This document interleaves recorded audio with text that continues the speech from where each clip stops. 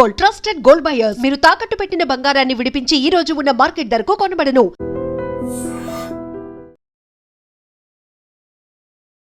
నమస్తే, welcome to I dream talking point with కవిత.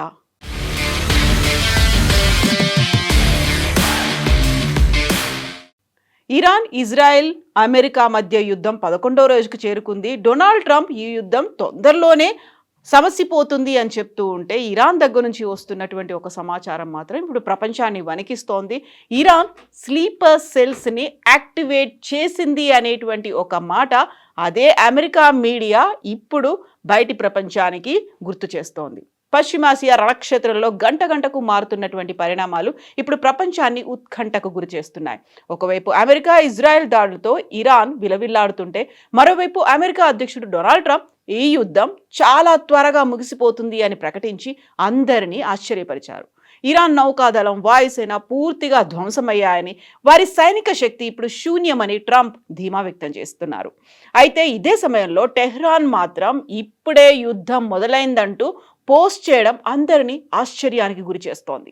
ఉద్రిక్తతలు రోజు రోజుకు పెరుగుతున్నటువంటి నేపథ్యంలో అమెరికా, ఇజ్రాయెల్ సంయుక్త దాడులతో ఇరాన్ అట్టుడుకుతుంటే, తాజాగా ఇరాన్ నుంచి వచ్చిన ఒక రహస్య సంకేతం అంతర్జాతీయ నిఘా వర్గాలను కలవరపెడుతోంది. ఫిబ్రవరి 28న జరిగిన దాడిలో Iran supreme leader Ayatollah Ali Khamenei మరణానంతరం విదేశాల్లో ఉన్నటువంటి ఇరాన్ స్లీపర్ సెల్స్ని యాక్టివేట్ చేసేందుకు ఇరాన్ ప్రయత్నిస్తోంది అనేటువంటి అనుమానాలు వ్యక్తమవుతున్నాయి. ఇంతకీ ఆ రహస్య సంకేతం ఏంటి? ఎందుకంతలా భయపడుతున్నారు? అమెరికా నిఘా సంస్థలు ఇరాన్ నుంచి ఉద్భవించినట్లుగా భావిస్తున్న కొన్ని ఎన్క్రిప్టెడ్ కమ్యూనికేషన్లను గుర్తించాయి. ఈ సమాచారం సాధారణమైంది కాదని విదేశాల్లో ఉన్నటువంటి ఇరాన్ గూఢచారులు లేదా స్లీపర్ సెల్స్ కోసం పంపిన ఆపరేషన్ ట్రిగ్గర్ కావచ్చని ఫెడరల్ అలర్ట్ హెచ్చరికలు జారీ చేసింది. ఈ సందేశాలు ఇంటర్నెట్ లేదా మొబైల్ నెట్వర్క్లను ఉపయోగించకుండా పంపడం గమనార్హం. దీనివల్ల ఇవి ఎటువంటి డిజిటల్ గుర్తులు అంటే డిజిటల్ ఫుట్ ప్రింట్లు వదలకుండా చేరవేసేలా రూపొందించారు. అయితే యుద్ధం కొనసాగుతోంది అనేటువంటి సంకేతం దీనివల్ల వచ్చిందని అర్థమవుతోంది అనేటువంటి వార్తలు వస్తున్నాయి.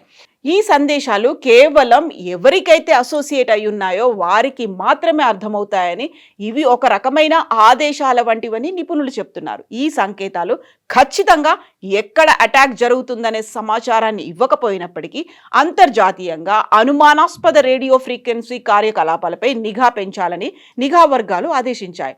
ఖమేనీ మరణించినప్పటికీ యుద్ధం ఏమాత్రం తగ్గలేదు. 11వ రోజు కూడా కొనసాగుతోంది. ఇజ్రాయెల్ తాజాగా ఇరాన్ రాజధాని టెహ్రాన్, బీరూట్లలో హిజ్బుల్లా స్థావరాలపై దాడులను కొనసాగిస్తూ వస్తోంది.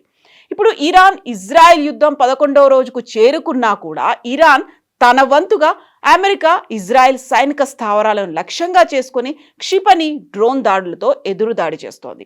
ఆదివారం సౌదీ అరేబియాలో ఉన్నటువంటి నివాస ప్రాంతాలపై జరిగిన దాడిలో ఒక భారతీయుడు సహా 2 మరణించారు. ఇరాన్ ఐక్యరాజ్య సమితి రాయబారి తెలిపిన వివరాల ప్రకారం ఈ యుద్ధంలో ఇరాన్ దేశంలోనే ఇప్పటి వరకు 1332 మంది పౌరులు మరణించారు. వేల సంఖ్యలో అక్కడ స్థానికులు గాయపడ్డారు. ప్రిలిమినరీ సిగ్నల్స్ అనాలిసిస్లో ఎన్క్రిప్టెడ్ కమ్యూనికేషన్స్ ఇరాన్ నుంచే వచ్చినట్లుగా ఇప్పుడు ఈ ఆపరేషన్ ట్రిగ్గర్ లేకపోతే స్లీపర్ సెల్స్ దగ్గర నుంచి సమాచారం వచ్చినట్టుగా భావిస్తున్నారు. సాధారణానికి భిన్నంగా ఈ సిగ్నల్స్ పలు దేశాల నుంచి రీబ్రాడ్కాస్ట్ అయ్యాయి. అంటే డిఫరెంట్ ప్లేస్ల నుంచి అదే మెసేజ్ రీబ్రాడ్కాస్ట్ అయినట్టుగా ఐడెంటిఫై చేశారు. రేడియో ఫ్రీక్వెన్సీ కమ్యూనికేషన్లను నిరంతరం పర్యవేక్షించే విశ్లేషకుల దృష్టిని ఆకర్షించింది ఆ భాష. ఎన్క్రిప్టెడ్ భాషలో ఉన్నటువంటి ఆ మెసేజ్లను చదవటం అంత ఈజీ ఏం కాదు. డీక్రిప్షన్కి ఉన్న వారు మాత్రమే వాటిని చదవగలుగుతారు. ఇంటర్నెట్ లేదా మొబైల్ నెట్వర్క్లపై ఆధారపడకుండా, డిజిటల్ ఆధారాలు దొరకకుండా సిగ్నల్స్ పంపడానికి ఇటువంటి కమ్యూనికేషన్ పద్ధతులను సాధారణంగా నిఘా సంస్థలు లేదంటే ఉగ్రవాద ముఠాలు ఉపయోగిస్తుంటాయి. Iran supreme leader Ayatollah Ali Khamenei హత్యతో ఇరాన్ తీవ్ర ఆగ్రహావేశాలకు లోనైంది. శత్రు దేశాలైనటువంటి అమెరికా, ఇజ్రాయెల్ పైన పగ తీర్చుకోవడానికి సిద్ధమైంది. ఈ నేపథ్యంలోనే స్లీపర్ సెల్స్ను యాక్టివేట్ చేసినట్లుగా తెలుస్తోంది. ఒక అమెరికన్ మీడియా వెల్లడించినటువంటి వివరాల ప్రకారం ఖమేనీ మృతి తర్వాత ఇరాన్ స్లీపర్ సెల్స్ను యాక్టివేట్ చేసింది. విదేశాల్లో ఉన్నటువంటి స్లీపర్ సెల్స్ దాడులు చేసేందుకు ప్లాన్ చేశారు. ఇందుకు సంబంధించి ఎన్క్రిప్టెడ్ కమ్యూనికేషన్స్ ను అమెరికన్ ఇంటెలిజెన్స్ ఏజెన్సీలు గుర్తించాయని, అయితే నిఘా వర్గాలు వాటిని సమర్థవంతంగా అడ్డుకున్నాయి అనేటువంటి వార్తలు కూడా వస్తున్నాయి. అయితే డొనాల్డ్ ట్రంప్ చేసినటువంటి ఈ వ్యాఖ్యలతో యుద్ధం ముగింపు దశకు చేరుకుందా అనేటువంటి అభిప్రాయాలు, అంచనాలు కూడా వస్తున్నాయి. పశ్చిమాసియాను వణికిస్తున్నటువంటి ఇరాన్, ఇజ్రాయెల్, అమెరికా యుద్ధం ముగింపు దశకు చేరుకుందా అంటే అవుననే అంటున్నారు అమెరికా అధ్యక్షుడు డొనాల్డ్ ట్రంప్. ఫిబ్రవరి 28వ తేదీ ప్రారంభమైనటువంటి అమెరికా ఇజ్రాయెల్ దాడులతో ఇరాన్ సైనిక శక్తి పూర్తిగా తుడిచిపెట్టుకుపోయిందని, యుద్ధం చాలా త్వరగా ముగుస్తుందని ఆయన ఆశాభావం వ్యక్తం చేశారు. ఫ్లోరిడాలో ఉన్నటువంటి డోరెల్ నేషనల్ గోల్ఫ్ క్లబ్, ఇది డొనాల్డ్ ట్రంప్ కి సొంత గోల్ఫ్ క్లబ్. అక్కడ జరిగినటువంటి మీడియా సమావేశంలో ట్రంప్ ఈ కీలక వ్యాఖ్యలు చేశారు.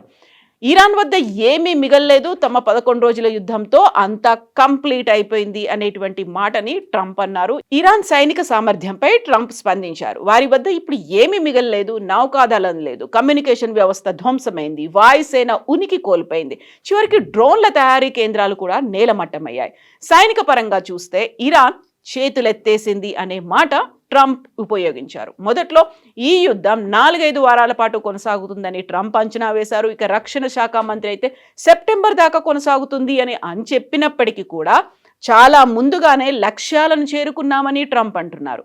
ఈ ప్రకటన వెలువడిన వెంటనే అంతర్జాతీయ స్టాక్ మార్కెట్లు లాభాల్లోకి వెళ్తే చమురు ధరల్లో కొంత స్థిరత్వం కనిపించింది.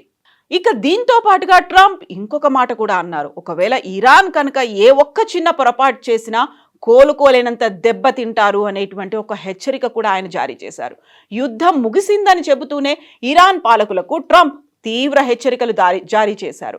ప్రపంచ ఆర్థిక వ్యవస్థకు కీలకమైన హర్మూజ్ జలసంధి ద్వారా చమురు సరఫరాను అడ్డుకోవాలని చూస్తే ఊహించని స్థాయిలో దాడులుంటాయని హెచ్చరించారు. ఒకవేళ ఇరాన్ ఇలాంటి ప్రయత్నం చేస్తే మేము వారిని ఎంత దారుణంగా కొడతామంటే ఆ ప్రాంతం మళ్లీ కోలుకోవడానికి కొన్ని దశాబ్దాలు పడుతుంది అని స్పష్టం చేశారు. ఇరాన్ విద్యుత్ గ్రిడ్ వంటి కీలక లక్ష్యాలను తాము తదుపరి దాడుల కోసం సిద్ధంగా ఉంచామని ఒక బాంబు కూడా పేల్చారు. అంటే ఇరాన్లో ఉన్నటువంటి న్యూక్లియర్ ప్లాంట్లే టార్గెట్గా తమ భవిష్యత్ ప్రణాళిక ఉండబోతోంది అని ట్రంప్ చెప్తున్నారు. ఒకవైపు ఇలాంటి మాటలు అంటూనే రష్యాతో కూడా చర్చలు కొనసాగించే విషయం గురించి చెప్పారు. Iran supreme leader Ali Khamenei మరణానంతరం ఆయన కుమారుడు మొస్తబా ఖమేనీని కొత్త నాయకుడిగా ఎంచుకోవడాన్ని ట్రంప్ తప్పుపడ్డారు. ఇరాన్ ప్రజలే తమ నాయకుడిని ఎంచుకోవాలని, వెనిజులా తరహాలోనే అక్కడ కూడా అంతర్గత మార్పు రావాలని ఆయన కోరుకుంటున్నట్లుగా చెప్పారు. ఇదే అంశంపై రష్యా అధ్యక్షుడు పుతిన్తో తాను ఫోన్లో కూడా మాట్లాడానని ట్రంప్ చెప్తున్నారు. పశ్చిమాసియాలో శాంతి నెలకొల్పడానికి పుతిన్ సహకరించడానికి సిద్ధంగా ఉన్నారని ట్రంప్ వెల్లడించారు. అయితే పెంటగాన్ మాత్రం యుద్ధం ఇప్పుడే మొదలైంది అని సోషల్ మీడియాలో పోస్ట్ చేయడం ట్రంప్ మాటల్లోని వైరుధ్యాలు అమెరికాలో రాజకీయ చర్చకు దారితీశాయి. ఒక రకంగా అమెరికా అధ్యక్షుడు డొనాల్డ్ ట్రంప్ ఇరాన్ దగ్గర ఏమీ లేదు, యుద్ధం తొందరలోనే ముగిసిపోవచ్చు అని చెప్తున్నప్పుడు పెంటగాన్ మాత్రం యుద్ధం ఇప్పుడే మొదలైంది అని చెప్తోంది. బట్ ఇరాన్ వైపు నుంచి స్లీపర్ సెల్స్ని యాక్టివేట్ చేస్తున్నారు అనేటువంటి మాటతో పాటుగా ఇరాన్లో ఉన్నటువంటి న్యూక్లియర్ ప్లాంట్ల మీద కూడా అటాక్ చేయడానికి మేము రెడీగా ఉన్నాము అంటూ ఇంకొక హెచ్చరికని ట్రంప్ జారీ చేయడం, ఇక్కడే పరస్పర వైరుధ్యంగా ఉండేటువంటి స్టేట్మెంట్లు బయటపడుతున్నాయి.